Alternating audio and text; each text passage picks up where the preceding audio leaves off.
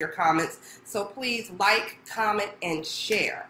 Let's jump right into the first episode. I believe it was episode 9 on To Catch a Beautician.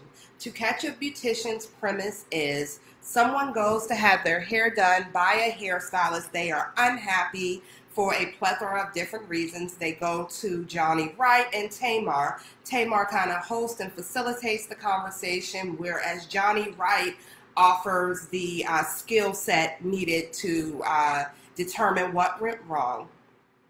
Then they invite the hairstylist in under the illusion that they are applying to work at Wright's salon. He pretends to have an interview with them, goes through some of their good work, then gets to their not so good work, and asks them about the client in question. The client in question and Tamar then come out and confront the hairstylist. The hairstylist is given the opportunity to give their opinion of what happened. Then Johnny works with the hairstylist to restyle the client's hair to their perfection. What my ponytail doing? Beyonce's hair fan don't be messing her up like that. Okay. So that's the premise of the show. So this episode, the client was Cindy and the stylist was Ciara the Great. Yes, her name, once again, let me repeat it, Ciara the Great. So Cindy was turning 25 and she wanted to have a really big birthday party. She wanted a Portia styled hairstyle from Portia from the Real Housewives of Atlanta, and she also has that morning show, the oh my God, why am I forgetting names so much? The Ricky Morning Show. Y'all know what I'm talking about because your girl be on there. She be on the TV. She be on the radio talking about it. Hey, Jalea. How are you? Hey, Curly Missy. Hey, Leah Busker. Thank you so much for tuning in. So Ciara goes to get her hair done. Ciara asks for a big old weave, you know, Ciara type weave, and she also asked for some baby hair. Apparently this did not go right, so she's talking to the hairstylist, and the hairstylist had already braided her down, and she says, hey, don't forget I want my baby hairs, and the hairstylist was like, hey, I don't really care, I'm not going to do that. It's too late, you should have asked me before, I've already cut up this wig, and now it's way, way, way too late. The hairstylist decides, instead of giving the client what she asked for, the hairstylist decides to take the braids out, relax this natural girl's hair, and give her a nasty bun. But when she relaxed it, she also over-processed the hairline. So when Cindy goes home, she's able to look at her hair and see balls of hair, you know, falling, which sounded like really freaking traumatic to me. Hey, Teray. Hey, Beauty by Groupie. Thank you guys so much for joining me. Oh, hold on. Something unspent around. My Instagram always do that to me. Sorry about that. Okay. So something that I found really interesting about this situation is that Cindy says she was really unhappy with the hairstyle, but she was too scared to say anything to Ciara the Great. She said as Ciara decided to change her hair, she just really sunk into her seat and was unable to tell her she didn't like this idea of the change of her hairstyle. She didn't have the guts. And when Johnny and Tamar persisted asking why, she said, well, I was raised in foster care. My mom died really early. And the first time I ever had a relaxer is because my foster mom said to me, I can't be bothered with your hair. I can't do this. Your hair's too much. Your hair's a problem. Your hair's too much to deal with. So that was kind of a punishment, is how she perceived it in her mind as a punishment. And that took my mind like all over the place. When clients come and sit in our chair as a hairstylist, you never know where their mind is. You never know what they're going through. You never know why they behave a certain way. Many times they're really intimidated by us because they feel like we're the expert, and some of us experts make them feel like they should be lucky to be in the chair. This way is never going to work. This is how a lot of stylists really lose clients. So then when Cindy later got her courage up to reach out to Sierra, and she DM'd her. They kind of had a back and forth, and then and then Sierra blocked her. So I hear a lot of people out in the street saying, oh, you need to be real with it. You need to say to me what you want at the time. Be a woman. Say it to my face. First off, that whole energy is completely wrong. There's a difference between a client and a professional. A client many times does not know how to approach a professional. Many times a professional doesn't know how to be approached. That's not the energy you want to handle your clients with. You want to go into it knowing that clients can be intimidated, and many times they will let you do whatever and just never come back to you. Sierra could have never known how deeply this bothered Cindy. She could have never known how it triggered Cindy. So I'm not going to blame her for every bit of that. However, I am going to say this is a really good example of just not paying attention, being in your own world and doing whatever the hell you want to do. So sidebar, y'all know good old Sierra the Great was not licensed, so she should have never been doing any type of chemicals. And Johnny specifically asked her, do you apply chemicals? And Sierra the Great made direct eye contact and said, no, I do not do chemicals. I am not licensed. So, you know, that meant she wasn't telling the truth. So luckily, Johnny completely called her out on it. I also need you guys to give me some hearts, give me some likes, and share this, because we're going to get a little deeper after I get through this episode, because this episode really had my mind going in a lot of different directions on how this should have been handled. I do believe that Sierra probably gave one of the most sincere apologies I have seen on the show. One of the most sincere apologies I've seen a professional give the client. She looked her dead in the eye and said to her, I was wrong. I should not have done that. I was completely out of line. I apologize for not listening to you. And I believe that that was helpful to Cindy in making her feel heard. And Tamar had a great point.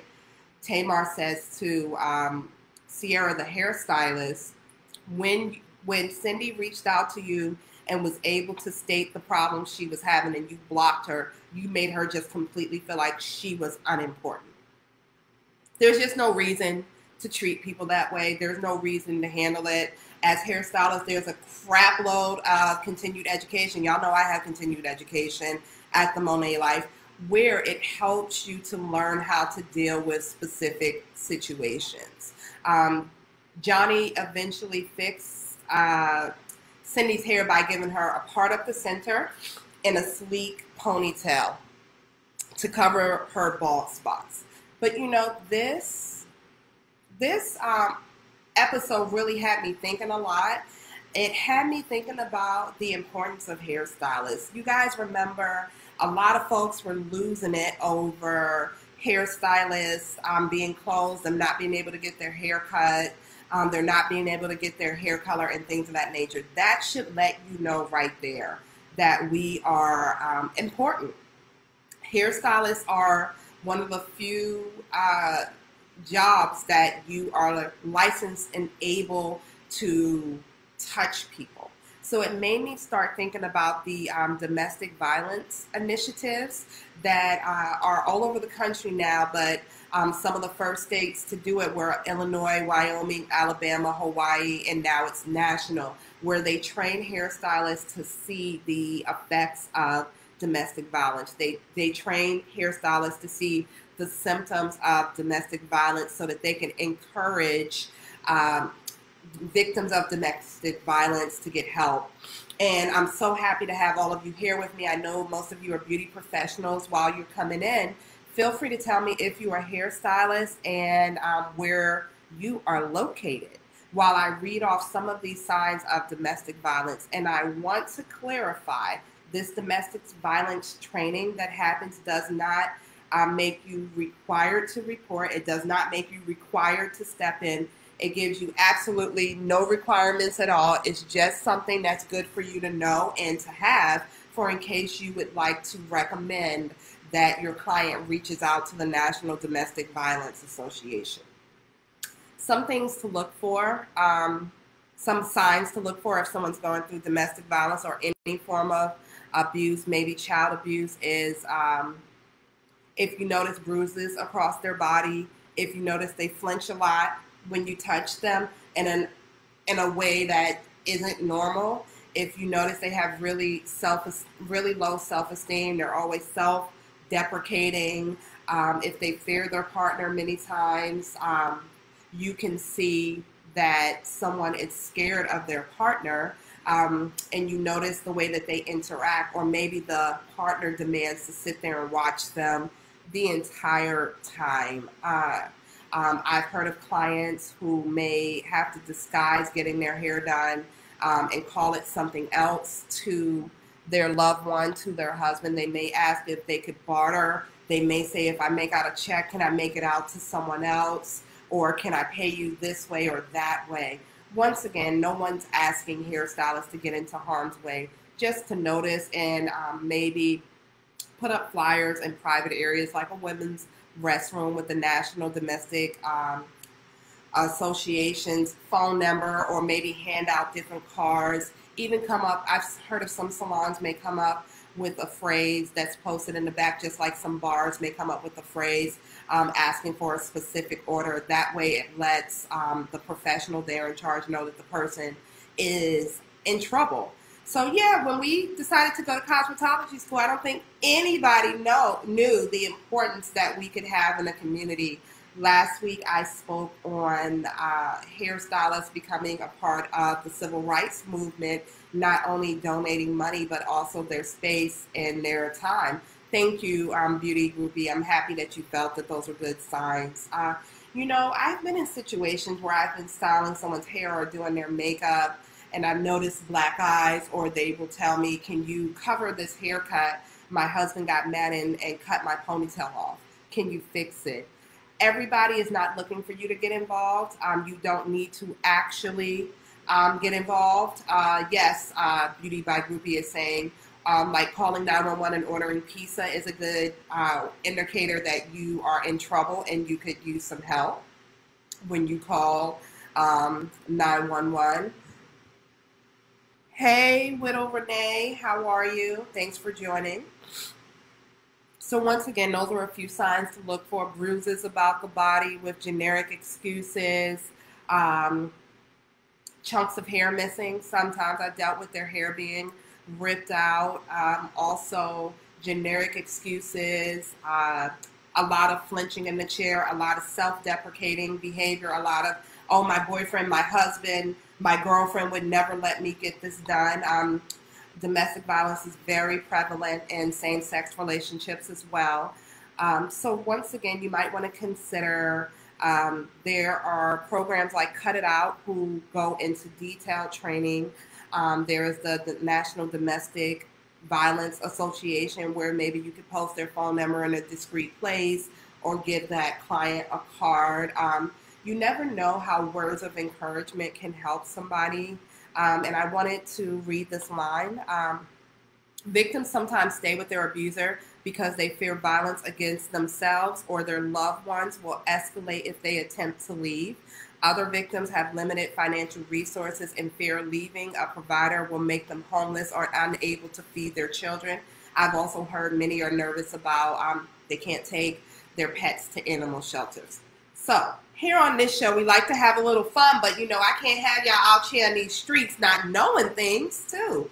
Once again, if you're just tuning in, I'm Monae Everett, a celebrity hairstylist with almost 20 years of experience, and I help teach hairstylists how to style hair to photographic perfection.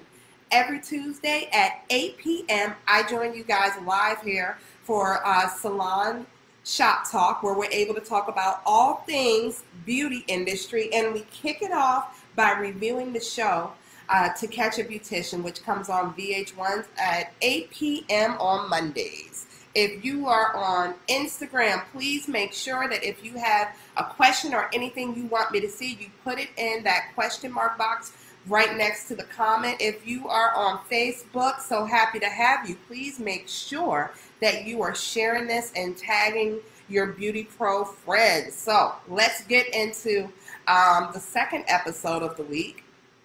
The hairstylist was Richie and the client was Cole, and this was interesting because this was two men in this situation. A lot of times on the show we've seen two women, like a client and a hairstylist, and they got to figure out their issues. Hey Paige, we like the pattern. So this time was interesting. The client was Cole. He went in to have his hair done by Richie. He wanted a basic man's haircut, low on the side, longer on the top, bleach blonde, very straightforward. Richie couldn't get it right. Richie decided now would be a good time to color your hair lilac. What hairstylist decides this? What hairstylist just decides to change a client's color to pink of all colors? Never heard of any such thing. Richie apparently is a very experienced hairstylist, and I'm assuming very well known in the color community because he went on and on about his technical skills and how, you know, he's the man. This episode didn't really catch my attention so much, more than the fact of what did catch my attention was clearly Richie didn't have a consultation with Cole. Once again, now's a perfect time to share this broadcast, tag your beauty friends, and give me some hearts and likes so that Instagram knows I'm saying something worth listening to, and so that Facebook knows that, you know, we over here kicking it, we chatting. So listen, the hairstylist just decided to change his hair color. Like, it's not even worth getting into. But what I did think would be important would be to go over how to give a consultation, because it really seemed like Richie didn't know how to give a consultation. You know, he sat down with the client. He's like, what do you want today? The client says, I want my hair bleach blonde. And the hairstylist is like, I think lilac would look good, and just decided to change it. So I decided I'm going to go over how to give a proper consultation to your client. I used to get paid a lot of money for teaching how to give a proper consultation to your client. I'm going to keep this super simple and to the point. If you're a client on here and you're not a beauty professional, it's fine. This is what you should look for from your beauty professional. And if they don't lead this conversation, then you lead it. You want to sit down face to face with your client. Do not hover over them. Do not look at them in the mirror. Sit down face to face and ask them, what do you like about your hair? Ask them, what don't they like about their hair? Super simple. A client's going to tell you, hey, I like how full it is. Hey, I don't like how full it is. I like the length. I don't like the length. I love it's thick, but I don't like the color. I don't like this about my color. I want to do something different. Super, super simple. Ask them what they do for a living to find out if what you feel they're saying lines up with what they do. Ask them what do they like about the new look that they've told you that they want, and what they don't like. Also ask them, how long do you have to dedicate to styling your hair every day? If this client is asking for something that requires a lot of styling every day and they only want to spend 5 or 10 minutes on their hair, then that's probably not the best hairstyle for them. Let's keep it super simple, but make sure you're talking to people. Ask them how much time they have for maintenance. These questions are super important because what both of these episodes of To Catch a Beautician show is a client will look you dead in your face and lie. They will look you dead in your face and say, no, this is fine, it's okay, and be unhappy, and this is how you lose clients. I always discuss a client is only your client when they're in your chair. They are always free to go out and try other hairstylists, and they will. But if you open up the lines of communication and talk to clients, why would they leave? If at any time you have any questions or anything you want me to know, go ahead and throw it in the box so I can see it. If you're on Instagram and you have any questions, go ahead and throw that in the question mark box, which is right by the comments. So anybody want to chime in with anything before I move forward to the next thing?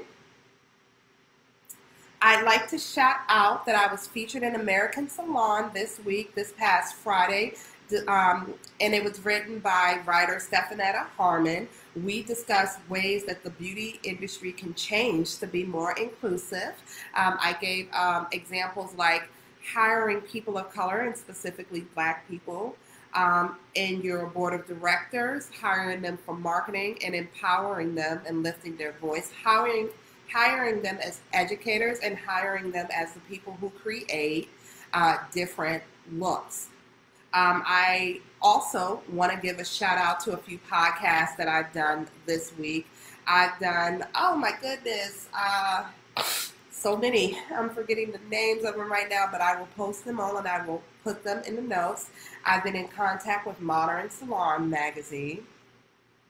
Oh my God, I can't believe I just forgot the name. Why is it that I get on here and I forget names? I think that's like a nervous tick of mine.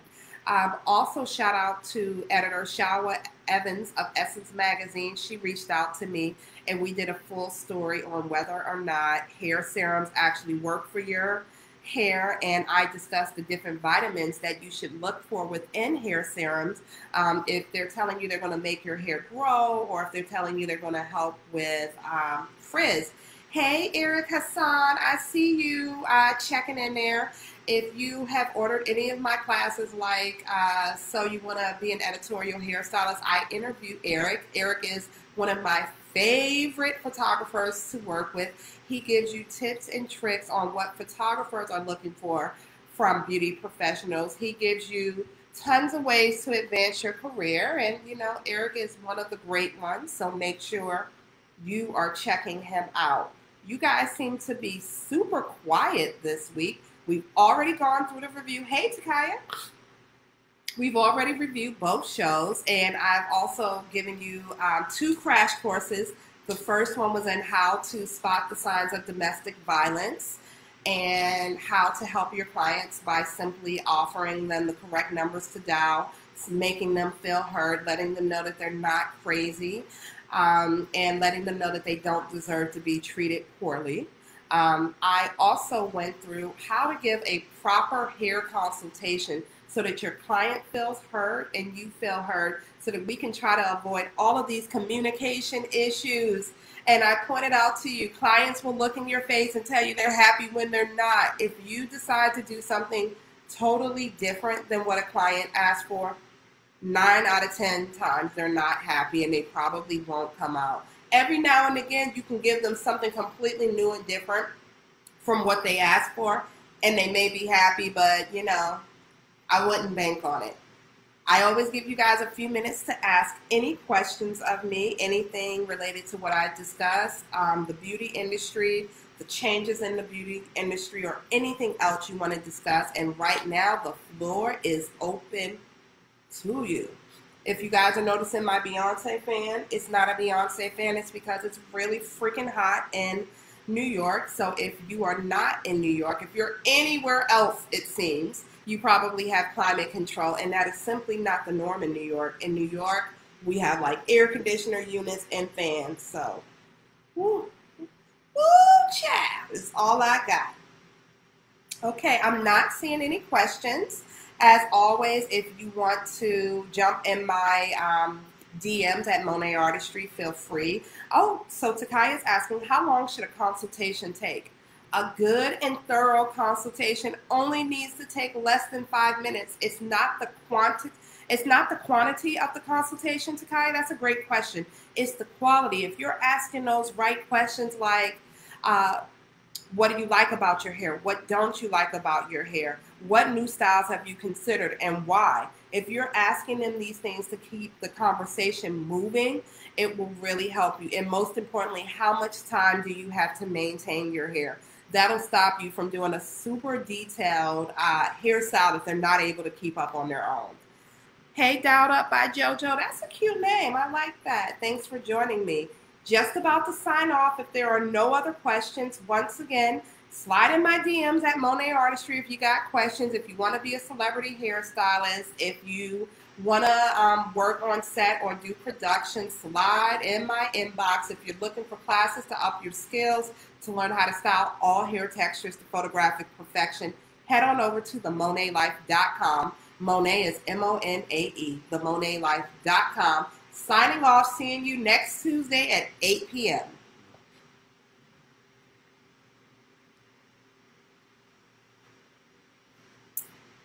Thank you, Facebook. See you next week.